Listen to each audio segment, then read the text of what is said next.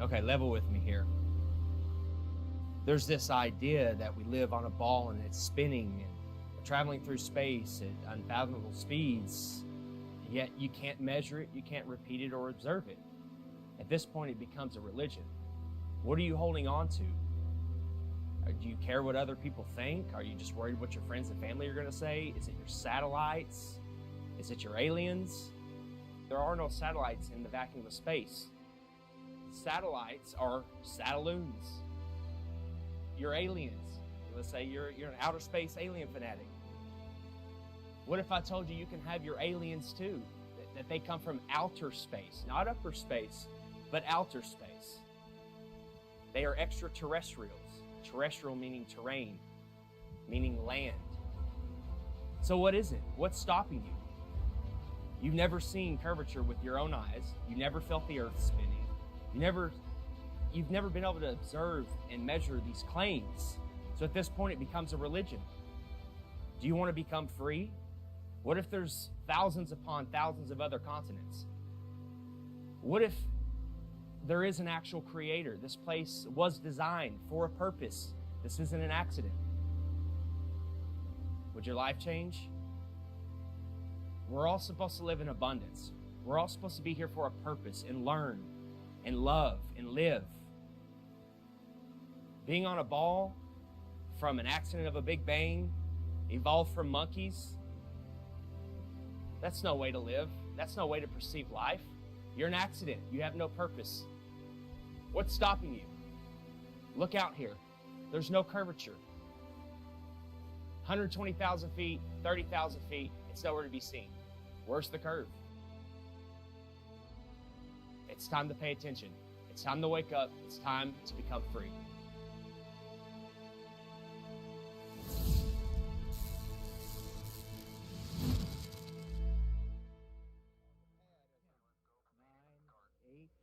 Seven, 6.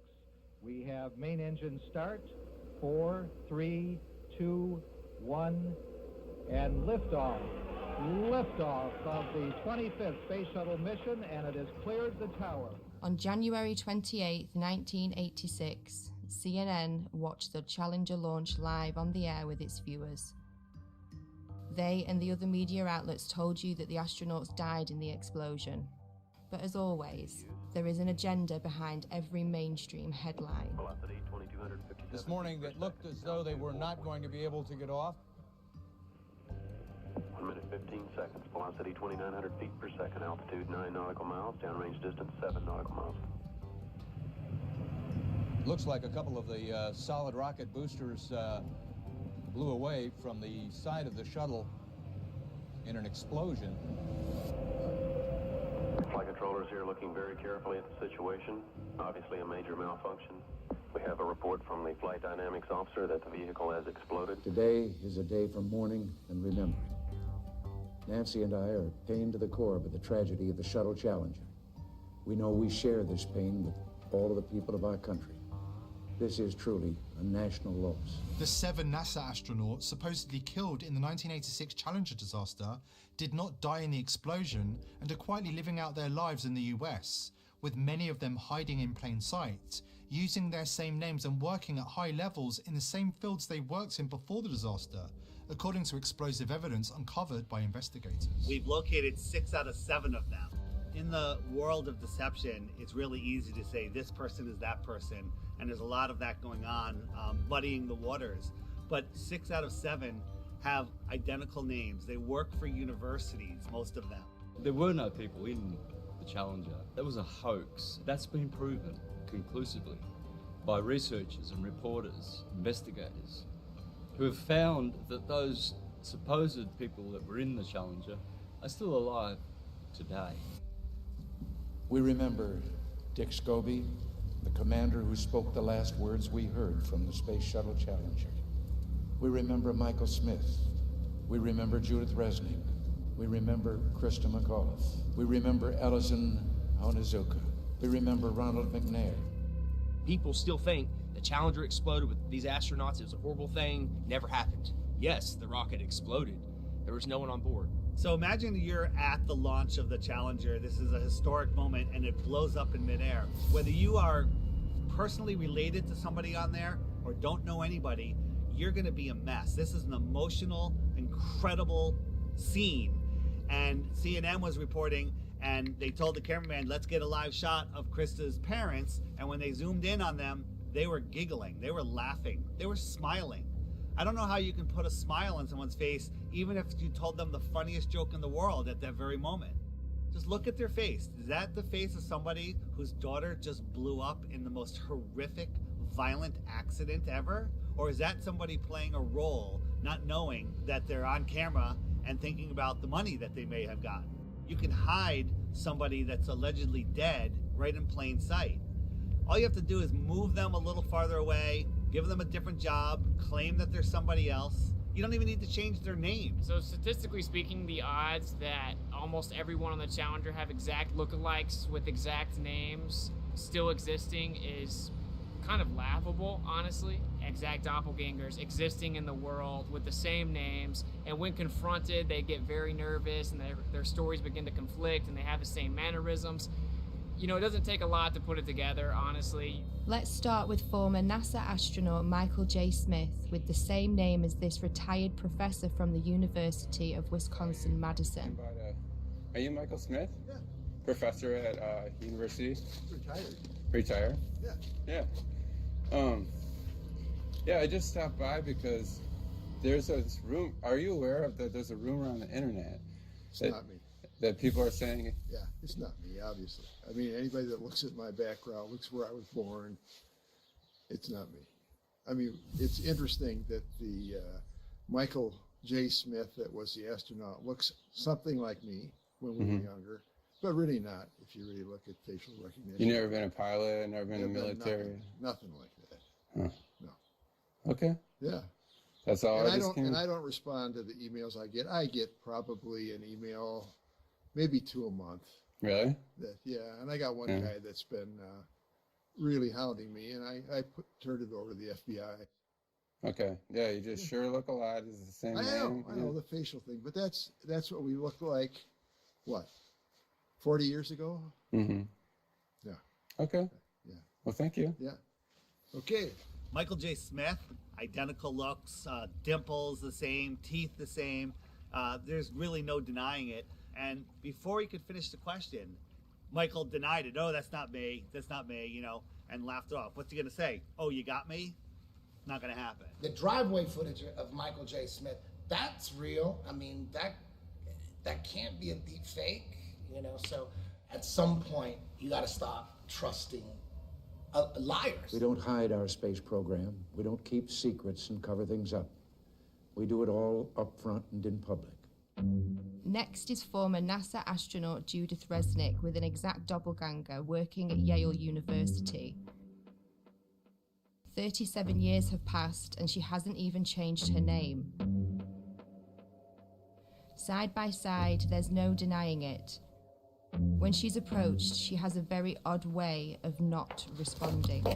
Hey, Judy? How you doing? I'm from the press. I just had a quick question, if you don't mind. What press? I'm from a radio station in San Bernardino. I know there's a conspiracy about the space shuttle. No, I want to be polite. Friendly, just a question. So there's a lot of rumors about you being on that space shuttle. Obviously, you know, if you want to comment, we would really appreciate it. Kind of odd that Judith is in full panic mode when realizing the press is in her presence. She's no stranger to being in the spotlight. She even made her way into Hollywood for a quick cameo.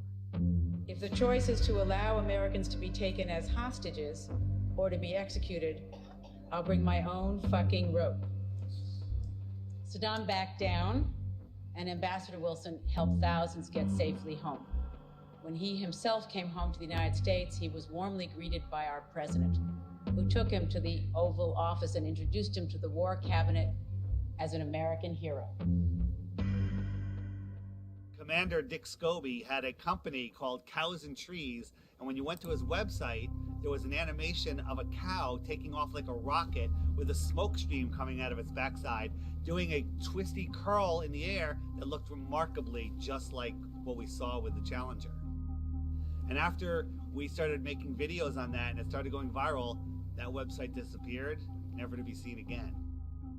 And nobody could have predicted back in 1986 that in 30 some odd years from then, that there would be something called the internet that would bring all this information to the tip of your fingers, and you'd be able to search through pictures, Facebooks, websites, profiles. Now these people are scared. They're hiding their profiles, they're deleting their websites, they're making their Facebooks private. Onizuka and McNair are always together. They're hanging out at NASA and always talking about themselves. Ellison Onizuka, if you look at clips of him back in 1986 when this happened, he actually spoke like, every other word was, Let me say that it's really a pleasure to be back. If you look at clips of his brother, Claude, now speaking, it's the same exact thing. Every other word is, But Ellison's dream is continued to be carried on.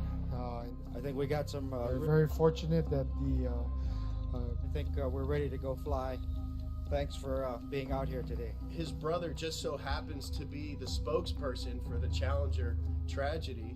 Why aren't there any pictures of his brother back when this happened? Why didn't his brother speak at the funeral? Use your head. Former Governor Ariyoshi, who has a story about a picture that survived the Challenger disaster. Ellison Onizuka came to see me one day, and he wanted a family photo.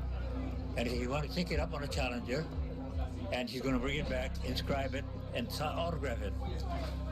But that Challenger accident happened, and I felt very sorry to lose Ellison.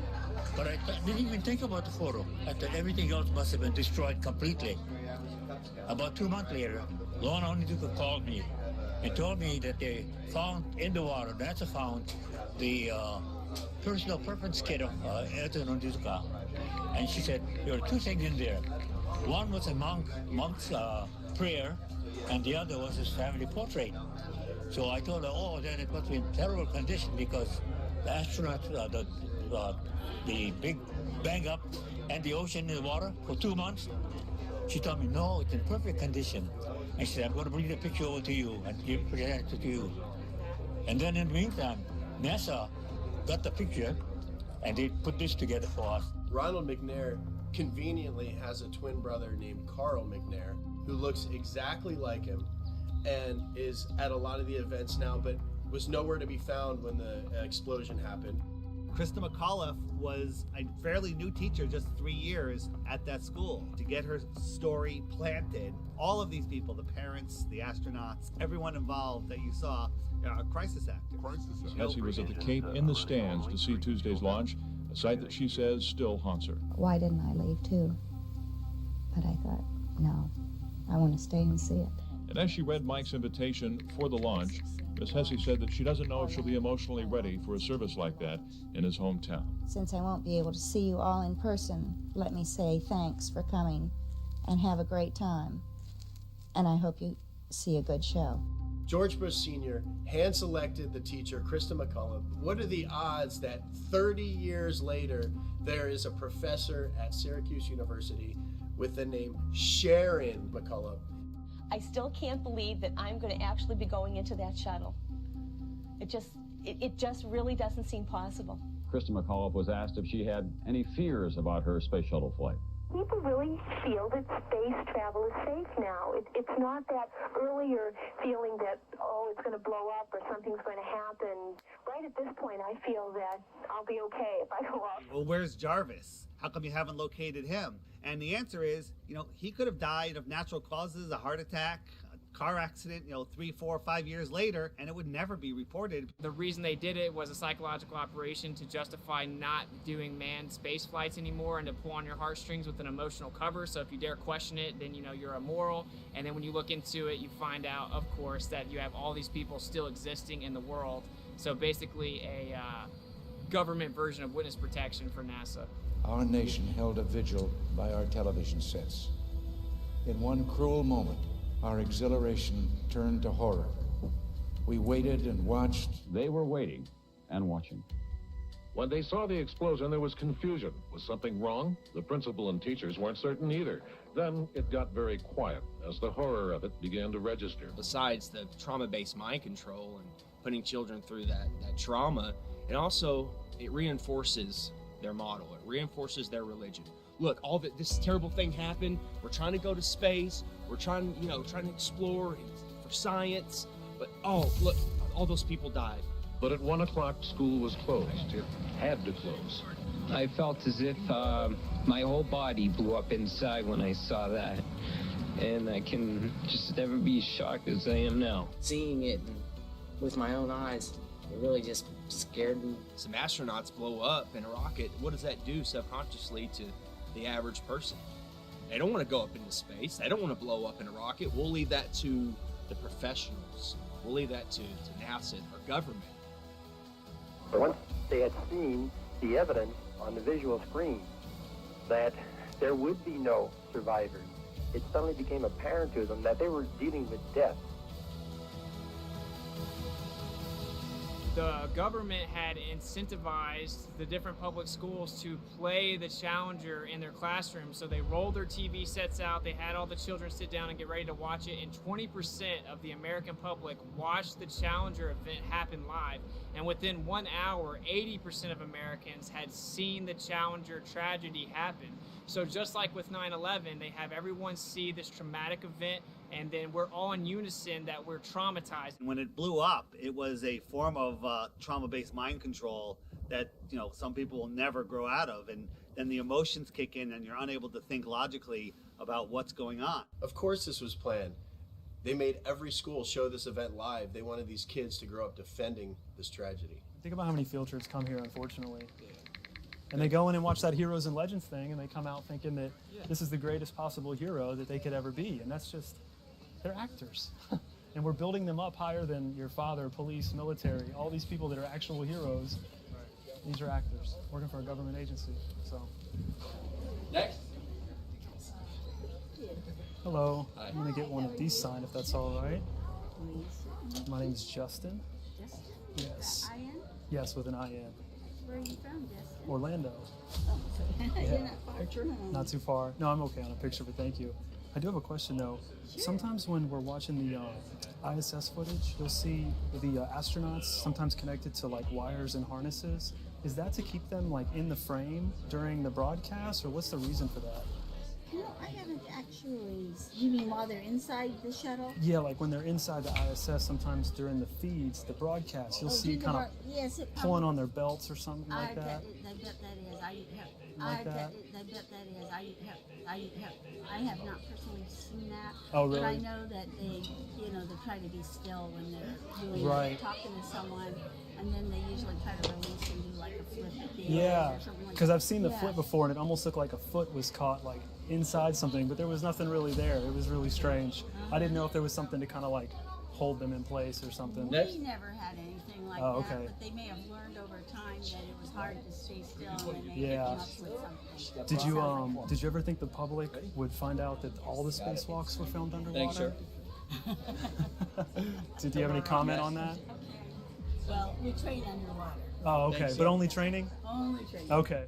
Most of the public have no idea that the ISS is located in an underwater neutral buoyancy lab in Houston, Texas. The space station footage that they trick us with is not traveling at 17,500 miles per hour above your head. It's all being filmed here on Earth.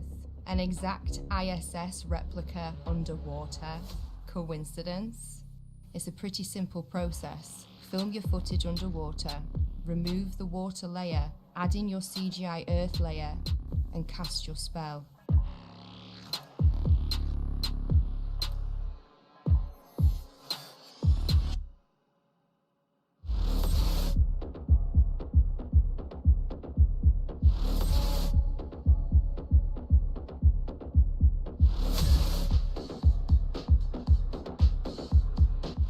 One, two, three, bubbles in space.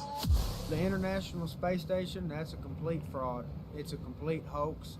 I don't believe that all these astronauts are living up there and doing all this. Every single time that they do some type of live demonstration, you can see some type of faulty wiring, some type of glitch. They're literally being held up by strings. Green screens, wires, CGI, augmented reality, all sorts of issues. Think about this. They always have the women with long flowing hair. That would never be allowed. They literally spray hairspray in their hair to make it look like their hair is floating in zero gravity. The International Space Station, brought to you by the same guys who faked 6 moon missions. Yeah, I believe that. I don't know exactly how they're videotaping themselves. They could be on one of those zero-G planes and, doing it all in there. I'm not sure how they're doing it, but I don't believe it at all. It looks like a bunch of green screen fuckery. I don't believe that at all. The space station is a serious place.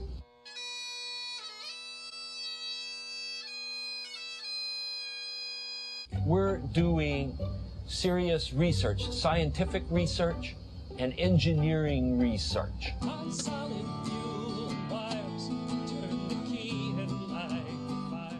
Running around in gorilla suits, going 17,500 miles an hour. There's supposedly micrometeorites, other satellites up there. They could die at any second, but they're running around playing with water. They're always playing with water, claiming to grow lettuce. And I love this video because it looks like animation, like something that somebody made, but it's actually real footage from the space shuttle, just sped up just a little bit. And this is a little video. It's about 4 minutes long here.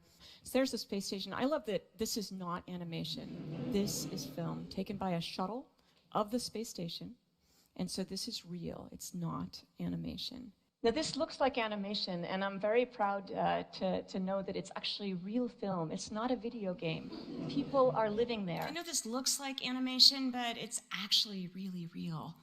I love this video because it looks like animation. It doesn't look real, but it is real. People can watch all these fuck-ups and trickery by NASA and all these other space agencies, and all that goes out the window because they see a little light in the sky, and it's the ISS. Oh yeah, that's the ISS. That's all the proof they need, and everything else goes out the window. The view will still be A-OK out there, and all you need to look for is a bright light in the sky that will be moving, and that'll be the space station. I've seen the light go from horizon to horizon. There's many problems with that light. First, it's as bright as the sun. It's really bright. How is the ISS reflecting that light as bright as the sun back to me the whole way across? Is it made of mirrors? Is that mirror following me? Right? How would somebody 10 miles away see the same reflection, because it can't reflect in all directions? It's going 17,500 miles an hour for 12 minutes. I could see it. So what is it? I was in communication with a NASA whistleblower, and he says that they have 5 B-2 bombers that they've remodified with some parts of them are transparent material, with a thin metal struts that you really can't see. The bottom was overlaid with LEDs to match the color of the sun, and they use them in their base. 2 of them are in Alaska, and I forget where the other ones are, and they take turns doing these flybys.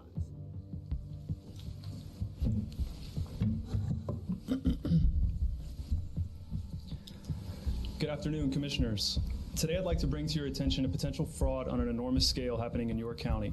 There's now clear evidence of NASA using numerous methods to grossly mislead the public about astronauts being on the International Space Station. During interior ISS scenes from NASA's own live feed, the use of wires, harnesses, green screens, and virtual reality have been detected to achieve the appearance of a weightless environment. This begs the obvious question: if they're really up there, why are they using Hollywood techniques to fake the footage? Are they in space or are they underwater?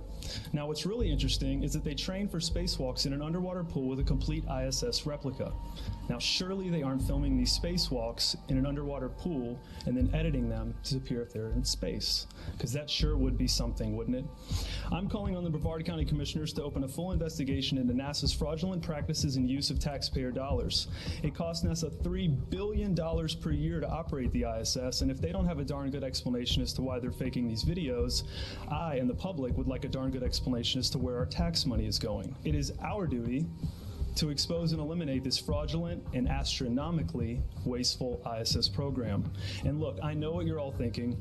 NASA is part of the federal government and you're just county commissioners. Even if what I'm saying is true, what can you do? But let me remind you, not only is this happening in your county, as public officials, you have the platform and the ability to make a statement or hold a press conference, alerting the public, state, and federal authorities to investigate further. You have the power to start the conversation.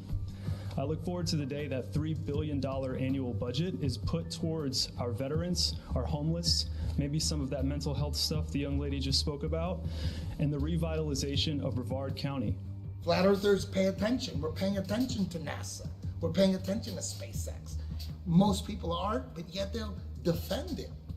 They'll defend it. They have no idea the Earth's supposed radius. They have no idea how far the sun is supposed to be according to NASA, 93 million. They don't know. Like, how far is the sun? Like, I don't know, a couple million miles, I don't know. They have no idea, but they're defending it to the death. You know, once you start paying attention and have an open mind, pay attention.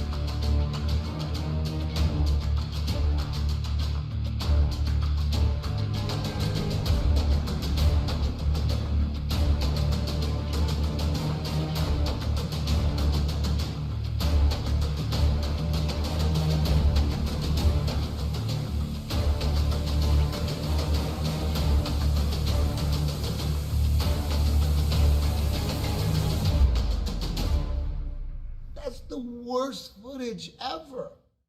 But we do want to make sure that the American people understand that there's no need to panic.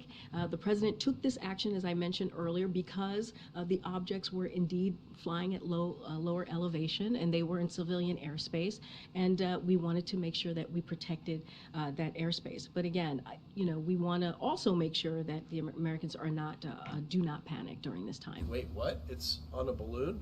Why is there a satellite on a balloon? It's always been that way. Flat Earthers have been talking about this for a long time. One thing that isn't really discussed in the mainstream is that NASA, of course we know, spends more money on helium than anyone else in the world, and actually just upped their most recent contract to hundreds of millions of dollars for helium. And they admittedly launched balloons bigger than 1 to 2 football fields. And it's significantly more efficient for transmission of data, for weather compilation of data. They basically have a fleet of balloons above you that are facilitating majority of the information that we utilize. So why do you think NASA is the world's largest consumer of helium? Why would they send up balloons, these satellites, on balloons if they're in magical floating space, in the magical floating vacuum of space? They're showing us, they're telling you right now, they're telling us in plain sight, hey look, satellites are on balloons, they're not in magical space. Right here at this research center. Okay, this loud truck,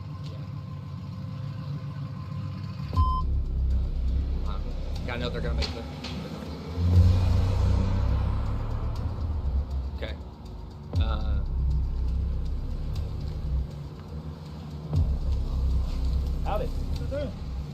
doing some filming. What?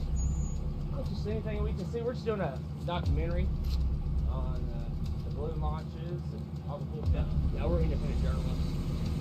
Don't be filming me. Oh, well, I mean, we're in public. There's no expectation of privacy. Well, we tried to call them. They said they weren't doing any tours.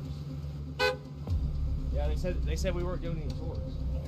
Hey, of course, you got to do your due diligence and make sure there ain't nobody out there potting shit. Yeah, well, I get it. Like Johnson Space Center, they have armed guards. Yeah, they will shoot you. Yeah, they definitely operate. Do not run up in the air. Yeah, like you're gonna do nice. No, we're just infatuated with the satteloons, you know. Yeah. We didn't even know they existed. It's cool that they're all going up on balloons. We didn't even know. We were taught, they're just orbiting by themselves. Or they're shot up with rockets. Yeah, they're shot up with rockets. That's all. It makes is. more I'm sense like, on a balloon, so we're like, okay, well, this makes sense now. Unless they got some top secret stuff I don't know about.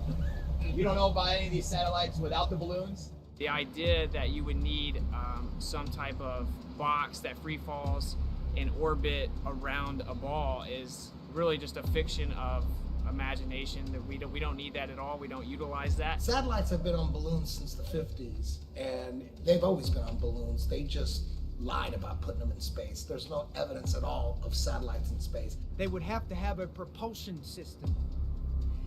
Even if you believe that the Earth is a ball, you must also believe that satellites cannot propel themselves without a source to thrust, okay?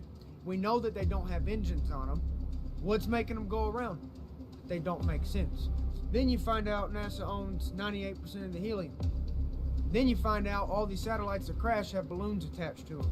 Then you can deduce they actually float these satellites over balloons. It's that simple. If all these satellites are moving 17,500 miles an hour, some are moving this way, some are moving that way, it's common sense. There's 50,000 of them. They're supposed to hit each other eventually, but none of them hit each other. Come on, guys, wake up. There's no satellites. There's no proof of them. The only proof we have are things floating on balloons. Arthur C. Clarke in the 50s wrote a book theorizing about satellites falling around on Earth in an endless fall. Shortly after, we all of a sudden had satellites falling around the Earth. Now think about it. The Earth is spinning at 1,000 miles an hour. It's orbiting in an elliptical orbit, speeding up and slowing down at 66,000 miles an hour. It's chasing the sun in another curved orbit, and we somehow have geostationary satellites. That's a satellite that stays above the same plot of land. So it's mimicking the spin, it's mimicking the orbit, it's speeding up and slowing down and staying over that same plot of land, and it's just falling in an ever-ending fall. That makes absolutely no sense. And now it's openly accepted that they're on balloons, but they're making it seem like it's a new thing. And this is the new way we're gonna launch satellites, is on balloons, and it's cheaper, and it's just better. Like, we don't need them space ones no more. People are starting to figure it out. That's why they're going back to balloons. And majority of all the transmissions we use for our cell phones or quote-unquote satellite TV are all ground towers. They all send transmissions from the ground tower to tower, admittedly at high elevations. And of course we have underground and undersea cables that make up 99.9% of all transmission. So this just a facade in people's mind that you have little metal boxes flying around giving you all of your data. None of that is real. Oh my God, I'm calling my brother. That is freaking beautiful. Okay, there you have it. Artemis fly. Wow, it's flying right now. Whether it's the ISS or the rocket launch, the second someone sees it with their own eyes, they think it's real. This is freaking amazing. Oh, there it is. What the heck happened? They don't even know what the fuck's going on. The reason that you can always find a video of a rocket from NASA taking off and then slowly making a U-shaped arc is not because it's going around the ball and going to the other side or going out into space. It's because shortly after these rockets that are funded by your tax dollars take off, they only have a certain amount of time before they crash back to the Earth because they run out of fuel. It's all made up. So what really happens is they launch them near the ocean in Texas or in Florida. They will never launch a rocket from the middle of the country. It won't make it to the ocean. It'll crash on dry land, okay? So NASA has to launch rockets from Texas and Florida because it's right by the water. If they wanted to launch a rocket from Little Rock, Arkansas, it wouldn't even make it to Texarkana. So when they launch rockets in Cape Canaveral, Florida, or in Houston, we have a problem. Yeah, the problem is you can't get past the firmament. In 1962, 7 years before they faked the moon landing, Operation Dominic began. A series of 31 missiles were shot straight up into the sky to test how high humans can actually reach. They quickly figured out not far at all. It seems that whenever they were shooting these missiles up into the sky, they were actually interacting with different layers of this plasma field or this electromagnetic phenomena, and it seems to have fluid-like properties. As it actually hits a certain portion of this force field, if you will, it begins to disperse and seek equilibrium based on the impedance of the electromagnetic layers. Why is it when we review this footage that these things are exploding? It looks like they're hitting a barrier. Testing the strength of the firmament, and they weren't able to penetrate it. What's going on there? What is this? In my opinion, I think that they were trying to find a way to possibly get out. There's a firmament above us. So everything is as above, so below. Obviously, many people are becoming aware that there's a firmament above that many people are now starting to realize is impenetrable. No matter what you do, you can't go straight up in the air and keep going. An interesting rocket launch was the amateur Go Fast rocket. They gave us something that NASA and SpaceX never gives us, an uninterrupted feed from their camera. If you watch a NASA launch or a SpaceX launch, there's 4, 5, 6 cuts before it even clears the launch pad. Gave us an uninterrupted 72 miles, I think. Went up, and all of a sudden it went kerplunk, it hit something. It went up, and it appears to have hit the firmament. One thing I really want your generation to embrace is that the Earth is a closed system. We cannot leave the Earth. There's no place to go. There is water surrounding us in all directions, including directly above us. We now know that there's something called superfluid that exists. You could have helium-3, and it could actually offer full electromagnetic propagation perpetually without any impedance. Based on the things that I see, such as Crow 777's lunar wave observations, I think that there is clearly a fluid-like medium above us. The waters above in ancient astronomy, which was the same science as astrology, except one was more theological and one was more secular, they taught that this was called the crystalline sea. And in the book of Revelation, it speaks about the crystalline sea. It's the 9th heaven. The waters above, it's firm. I think the evidence is pretty overwhelming that there is a fluid-like medium above us.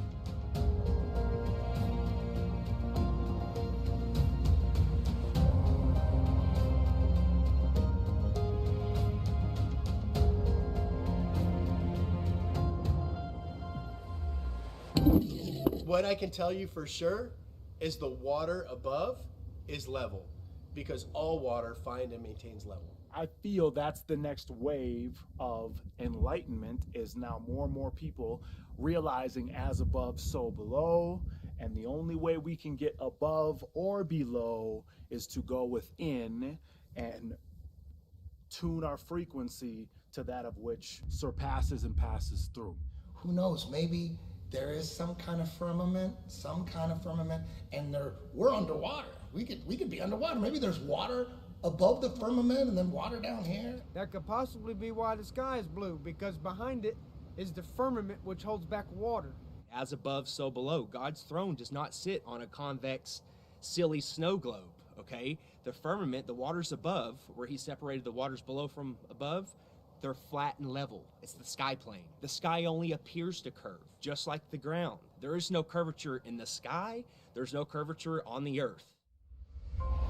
Well, Dave, the SpaceX Falcon 9 is going to launch from Vandenberg Air Force Base, and it's going to launch in just about a minute, maybe a little less here. Just see the trail it's leaving behind. Absolutely amazing, and to describe it to you from, I mean, you can see it, but from the ground, it almost looks as though some of these rockets look like they're scraping across a watery firmament, kind of like a boat dragging something through the water. You see what resembles a speedboat going through water. You'll see the rocket hit the firmament, explode like watery, and then it will skim along the surface of the firmament. Why is that? Well, because it's hydrogen, it's water.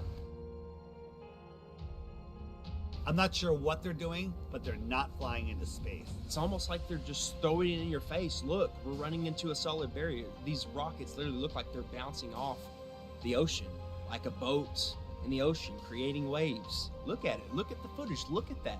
They're putting it in our face. It's soft disclosure. They can't just come out and say there's a firmament, we're on a flat earth or whatever else. They can't just come out and say it. They have to show breadcrumbs. They got to show a trail of breadcrumbs. They have to boil the frog slowly. People say, well, what's under the flat earth? Because they're thinking of a disk floating in space. We don't know what's under the flat earth because the deepest hole is 7.8 miles. And while they were digging that hole, while they were drilling that hole, they were using ground penetrating radar to see what they're going to hit next. And they were wrong every step of the way. No more rocks, no more water. They hit rocks, they hit water, right? They were wrong, wrong, wrong. And then they hit an impenetrable barrier. They tried for years to get through and they couldn't. And then they gave up. But then somehow we have a meme that shows us a cross-section of the earth, the next 4,000 miles. They know exactly what's there. They couldn't get the first 7.8 miles right, but they know the next 4,000. And everyone's seen the meme of the earth with the molten magnetic core. Another thing that they're laughing at us, because you can't have a molten magnet. Any magnet of any type, you heat it up and before it melts, it hits the Curie point and it loses all its magnetism. Have y'all heard about the recent claim from the heliocentric priests? They're saying that the core has stopped spinning and it's now spinning the opposite direction, which is going to cause all this chaos. Well, this morning we are learning about a shift in the Earth's inner core that sounds like the plot of a Hollywood blockbuster. Scientists say our planet's solid core, which is actually disconnected from the rest of the Earth's layers, may actually have stopped rotating and could even reverse course. What does this mean? Well, at first it sounds like something from a Hollywood movie. Right. The script says, oh my God, the core of the Earth is spinning backwards. How do they know this? I just want to know, how do they know what the core is doing if they've only been down 8 miles? How is that possible? We've only, as humans, dug down a maximum depth of 8 miles. How do they know what's 3,000 miles down?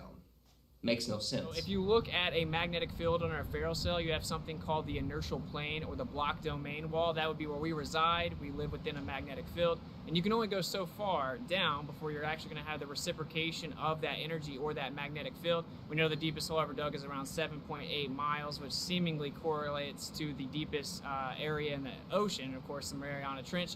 So the way that I see it is you're actually living on the inertial plane within the magnetic field, which actually then begins to make all celestial phenomena fit perfect within the toroid. And of course, this entire idea that there's this magic magma core made of nickel and iron that's spinning at a different speed than the Earth spins is a complete fiction made up of seismic activity and speculation. And actually, when you look further into that, they say that that causes the magnetic field with something called convection currents. You have the geomagnetic field from the geodynamo model, and actually you would have a symmetrical magnetic field coming from the core. As it is a sphere, you would have the same magnetic field in the north and the south. But what the evidence actually shows is that it is not symmetrical at all, and in the south, the magnetic field gets up to 30% weaker. There's something called the South Atlantic anomaly, which shows that it 100% is not some symmetrical dynamo effect causing the magnetic field. If you actually look further into the dynamo model, there's about 50 questions that have gone unanswered. They can't even get the math to work with supercomputers. It's pure speculation that they can't get to work, and it seems that actually we are just prohibited from going too far down based on pressure mediation within a magnetic field. There was a famous scientist that sent a submarine down and hit the bottom of the ocean and wasn't able to penetrate the bottom of the ocean, as if there was some type of water barrier firmament.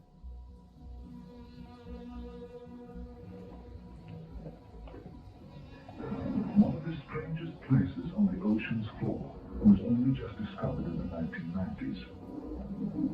The 9th degree is one of a handful of people to ever see it in person. Without a doubt, one of the most amazing things that I have ever seen in the bottom of the ocean. And it was while filming for Blue Platinums in the Gulf of Mexico. And I noticed there's something out in the distance. Couldn't tell exactly what, but it looked like a dark band. And as we approached approached it, the dark band became a donut.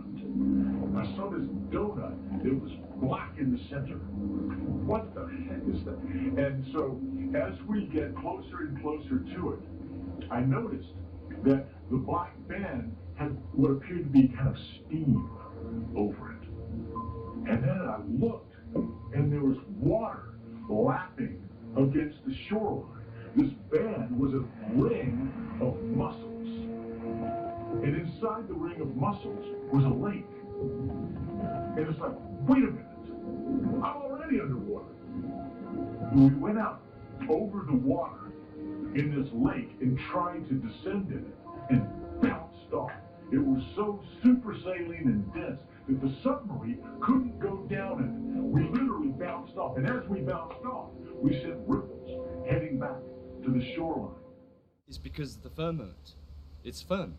What I believe is that this is a plane and everything vibrates, and ultimately we have to become masters of vibration to work through the dimensions of this plane.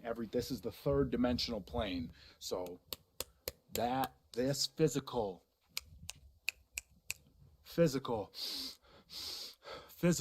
this is the physical plane. Now, if we close our eyes and we envision something, our brain doesn't know the difference between a thought and actual reality. So they teach us about gravity when we're young kids, because when you're a young kid, you kind of believe everything that you hear. They tell us that gravity was discovered by a guy named Isaac Newton. And by the time he was 23, he had discovered gravity, invented calculus, and trigonometry. Well, I'm telling you right now, none of that happened. Gravity's just a theory and an excuse, really. It's real simple. If there's a force strong enough to hold oceans to the planet, there's a force. We should all be stuck to the ground. You know, the force can hold buildings, skyscrapers, tanks, ships to it, but it can't hold a helium balloon. Helium balloon just flies away, smoke just flies away. Everything should be stuck to the ground like a magnet. If there's a force holding oceans to it, it doesn't make any sense. Once you look at gravity and you try to prove that it's real, you'll discover there's no proof of it, and that there is only proof of density, buoyancy, and electrostatics. Electrostatics is a proven thing. We all know that a positive and a negative will attract towards each other. So the Earth has a neutral or negative charge. Everything above it has a positive charge, and it is attracted to it. Everything that exists is electric. There's not one thing that exists in the entire world that is not electric. It's actually the unifying force that keeps everything here, holds everything together, and everything seeks equilibrium based on that. So everything's trying to find a state of rest based on its electric phenomena or its electric nature within the environment that we exist within. And then when you start to look further into it, you find out that on the smallest scale, electrostatics is significantly stronger than gravity is even claimed to be. Magnitudes greater, 10 to the 36 power to be specific. So everything, simply put, everything that exists is electric. Everything that is falling to the ground or not falling to the ground is seeking equilibrium based on electrostatics. We can actually test this. We can use something called a corona motor, and whenever we manipulate electrostatics, we can make things levitate. We can make things go up or down, and we can actually change how fast they go down. We can also manipulate the weight of an object simply by manipulating electrostatics. And of course, that's how science actually works, is you do an experiment that shows you what the cause of the effect is, and you can manipulate electrostatics and cause the effect of downward acceleration, commonly referred to as gravity. Of course, I've never seen a test that manipulates space-time, and you will never see that. It doesn't exist. Everyone thinks that the reason things fall is because of gravity, but actually everything that exists is electrostatic. So whenever things go to the ground, they're seeking equilibrium, so they go find their balance on the ground where their charge disperses or spreads out in through the ground. So we have positive charge in the air, we have negative charge on the surface of the earth or on the ground, which is why it's called grounding, and then we introduced positive charge and then it went back down to the ground to seek equilibrium. This shows that that's actually what objects do when they fall to the ground. They go to the ground because of the electric forces and they seek equilibrium on the earth. We knew about it as in the 1950s, even earlier, and it's all been hidden because if humans were allowed free energy, free movement, and able to explore, we would find out what this place is. We'd find out our position in this world. And that's the number one thing. Why are they hiding flat Earth? Why? What's the motive? And the motive is to keep us dumbed down, not knowing who we are, not knowing where we are, not knowing the true power that we have, and not having true freedom. So ultimately, the master plan in all of this is to fake an alien invasion. I think one of the biggest upsets with globe believers when they hear flat Earth is we're taking away their Star Wars. We're taking away their aliens. We know aliens, extraterrestrials, have been documented since all recorded history. I've actually personally seen UFOs multiple times from like the age 18 up, probably 7 different times I've seen UFOs. I know it's a very real phenomenon. What about the secret space program? I call it the secret propulsion program. They're using electrostatics and other technology to maneuver around. Maybe they're even just pulling energy out of the air. We can go back to, I think it was Reagan in his famous United Nations speech, talking about the world coming together, facing a universal threat. Perhaps we need some outside universal threat to make us recognize this common bound. I occasionally think how quickly our differences worldwide would vanish if we were facing an alien threat from outside this world. They knew back then that that's the best way, the most powerful way to get everyone to unite into a one world government. If suddenly there was a threat to this world from some other species, from another planet, outside in the universe, we'd forget all the little local differences that we have between our countries, and we would find out once and for all that we really are all human beings here on this earth together. Well, I don't suppose we can wait for some alien race to come down and threaten us, but I think that between us, we can bring about that realization. We did secure some footage of the flying disc in the hangar. The code name for the project is Equipe, and it has been designed for humans to fly. We asked the scientist in charge of the project what propulsion system the craft uses, but he would not divulge what he called classified information. As to how much of it is man-made or something that maybe you wouldn't understand, that's a great question, who knows? But I think that they've simply reverse engineered ancient technology and then hid it from the masses so that we don't know what it is. And you can look back at the Germans and they explain that we're using electrogravitic propulsion. And so with electrogravitic propulsion, you could attain perpetual flight, you could defy, quote unquote, defy physics, you could attain all kinds of changes in angular momentum on a dime. Man-made technology that we don't understand yet. I don't know, maybe there's other humanoids or aliens, whatever you want to call them, like that way and that way, but up there, I don't believe it. UFOs are real. You guys are just confused where they come from. They don't come from some far-off planet trillions of light years away. They come from the outer lands and possibly under the ocean. I personally believe that the government is so evil that they're devising any type of plan that they can to manipulate people into one world government. They call it the New World Order. One way that they can manipulate people is by destroying cities with missiles and lasers and all sorts of destructive bombs, and then they could blame it on aliens. They could say that aliens are coming when really it's our own government. Now man has reverse engineered that, so we do have them here now. We know our government has this technology. If they fake an alien invasion, they get the New World Order, which they want. They thought COVID lockdowns were bad. We found out that they pretty much lied to us about everything to push an agenda of more total control. We're closer than we've ever been to World War III, all of this other stuff. And now the only way for them to truly, in my mind, get what they want or supersede the timeline, speed up the timeline, is to fake an alien invasion. The moment they do that, everybody panics. The government has to step in as a one world government. All governments come together to fight an outer worldly threat. And then we're all in lockdown like you wouldn't believe, because we got to be aware of the alien viruses. I mean, we're already scared of the human viruses. Now we got to be scared of the alien viruses, and we're fucked. So that's, I think, the end game. And it's pretty easy to see that that's what they're gearing up for. That's why they're telling us there's a mothership in our... No, shut the fuck up. Like, we've had this technology for years. They've taken our focus and put it up there and not to the outer lands or the extraterrestrial areas. When someone says extraterrestrial, what does that mean? It means extra terrain. So it's a lot more prevalent that the world is bigger than we know, in my opinion, than these beings are traveling millions of miles or light years away to come here. I believe they won't let us go past Antarctica. So if they won't let us go past Antarctica, my favorite show in the world is Attack on Titan.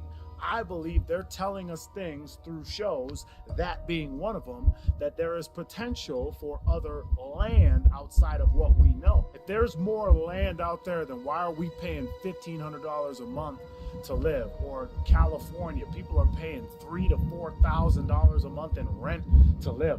Why would we have to do that if all of our world could fit into Texas and then there was more land other places? Like, obviously it makes more sense. You can still have that concept, that idea, that belief, whatever you want to call it. You can still have that on flat Earth. You're not trapped in a snow globe. I honestly do believe that the government is hiding more land. There could be thousands of continents. There's definitely more than 7. I'll bet my life on it.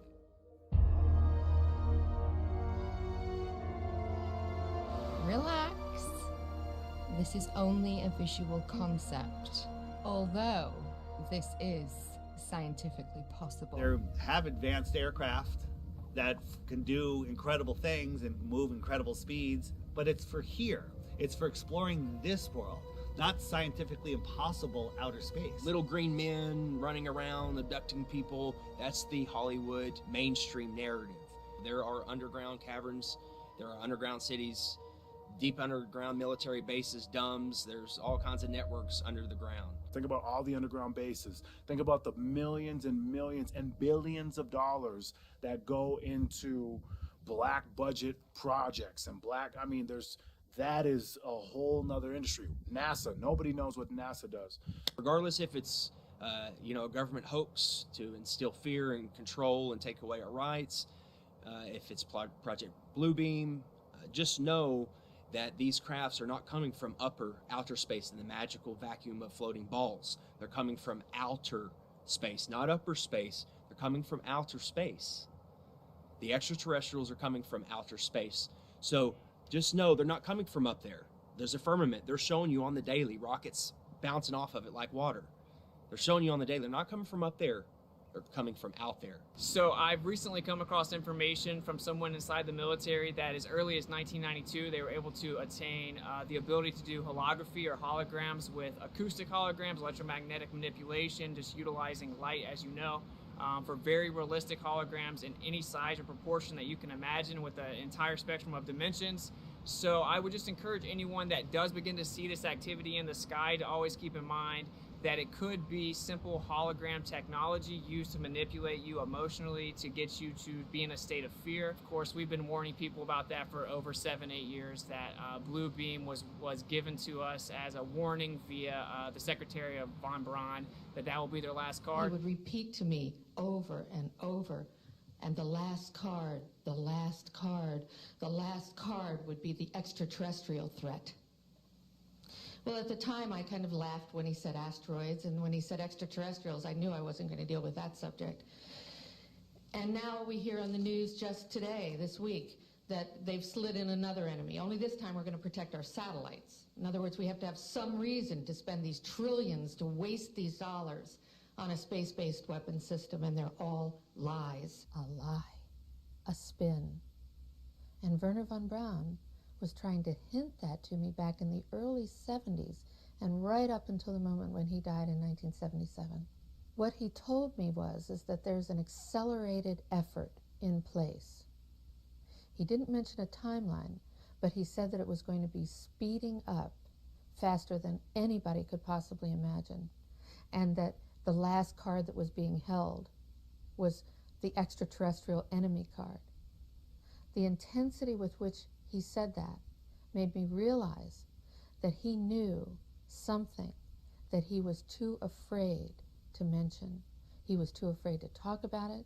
He would not tell me the details. I'm not sure that I would have absorbed them if he had told me the details or even believed him in 1974. But there was no question that that man knew and had a need to know, I found out. The look in his eyes made it clear to me that he knew that there was something going on that was a big secret that he could not divulge.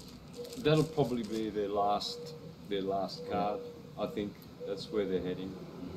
They've got the technology, they've got amazing advanced stuff which they've held from us, the elite families, for millennia. And also, there's patents for this, guys. There's patents, old documents, patents, U.S. government, Russia government, German government, everyone. They have patents, documents from dating back to the early 1900s of building these machines by hand. Why are they building these machines? For what? What is the whole plan? If these are some special things coming from above, then why does man have to build them here to scare you with them? Why does man have to create Bluebeam technology to, coming soon, scare you with this stuff? Because none of it's coming from above you. None of it is random, okay? It's either coming from the outer lands, under the ocean, or they're man-made, or Bluebeam, or all the combination of what I just said. But there's nothing coming from above your head, so please stop. Stop holding on to your alien bullshit. Let your ball go. My name is Joseph Spencer. I was known as a man in black. Following 7 years acting as a counterintelligence agent for the CIA, I was recruited for a new assignment that entailed working within above top secret operations. I was aware of the black budget projects, but never knew the context of them due to their high level of secrecy. Even the president was denied access to their inner workings. Annually, billions of dollars are poured into black projects, which operate without any supervision or intrusion. They have full autonomy. The operations deal primarily with advancing military technologies, most of which have been reverse engineered from recovered alien spacecrafts that had either crashed or were shot down by our military. The public, sadly, will never, ever have knowledge of these operations. Since the early 1950s, scientists have been developing holographic technology, and over the years improved it to a state that we can only imagine. As I stood there staring at the bomber, which looked so absolutely real and solid that I could reach up and touch it, I contemplated the possibilities. What if this projection was 1,000 feet up in the sky? How would anyone know that that was an illusion? The Phoenix Lights craft, witnessed by 10,000 people, was the first grand-scale skybeam test upon the public. It succeeded beyond expectations. In October 1938, Orson Welles unleashed his War of the Worlds radio broadcast to the American public. It was so realistically portrayed, vast portions of the population went into panic. Terrified citizens scrambled to evacuate their cities in droves. America had been easily tricked by very simple means. In the year 2024, the world will stand witness to a massive alien invasion. Thousands of projected holographic alien warships will blanket the skies, sending people into a panic. Real military crafts within the holograms will inflict actual damage to the surrounding areas to sell the gimmick. And as a result of the ensuing human chaos, a one-world government will immediately form without any resistance from the people. They will be the new world order. Once this happens, we as a people will be doomed to enslavement and accelerated depopulation. With that said, the only hope for human salvation is to acquire and spread the knowledge of these activities and agendas. Resist, retaliate, then conquer this imposing enemy. The time is now. The time is now. The time is now.